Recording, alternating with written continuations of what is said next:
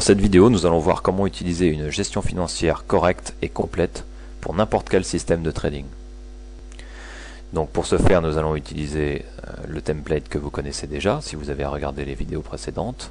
Il s'agit des 3 moyennes mobiles et de l'alligator de Bill Williams avec les réglages spécifiques que j'utilise.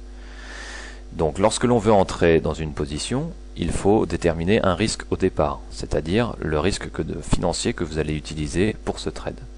Pour une gestion financière saine, il est conseillé, même vivement conseillé, de n'utiliser que entre 1 et 3% de votre capital par trade.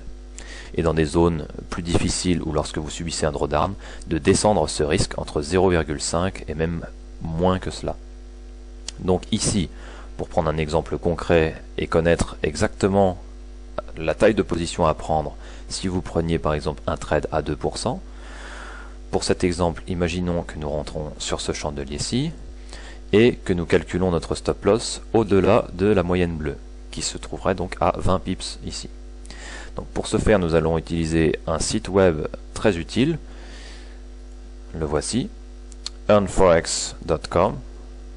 Donc ici, comment s'en servir? Vous allez dans Forex Tools et vous cliquez sur Position Size Calculator. Vous arrivez sur cette fenêtre-là. Votre account currency correspond donc à la monnaie que vous avez sur votre compte, donc l'euro, dans ce cas-ci. La taille du compte, imaginons que vous ayez un compte à 10 000 euros. Le risk ratio, donc ici, cela va être déterminé quel pourcentage de risque vous voulez prendre sur ce trade-là par rapport à votre capital. Imaginons que dans cet exemple-ci, nous prenions un risque à 2%. Donc nous indiquons 2%. Le stop loss, comme nous avons vu tout à l'heure, est donc à 20 pips. La paire que nous tradons est donc l'euro USD. Vous voyez, euro USD ici. Donc nous rentrons dans la fenêtre currency pair euro USD. Vous voyez, vous avez toutes les fenêtres de toutes les paires. Et le current euro ask price. Donc ici, il nous demande de rentrer le cours actuel de l'euro USD pour connaître la valeur exacte. Donc ici c'est bien précis, puisque au moment où nous entrons, il aurait fallu donc rentrer à 1,3490. Nous entrons donc 1,3490. Il suffit de calculer, et là vous avez donc le risque financier de 2% qui correspond bien à 200 euros sur 10 000 euros, et la taille en lot qui correspond à 1,34,9. Donc dans cette position, si nous voulions entrer, nous serions donc rentrés à 1,34 lot standard, qui correspondent bien, en fonction du stop loss qui est ici de 20 pips, à 2% de risque financier sur notre capital. Voyons maintenant un autre trade sur une autre paire, par exemple l'euro-yen ici.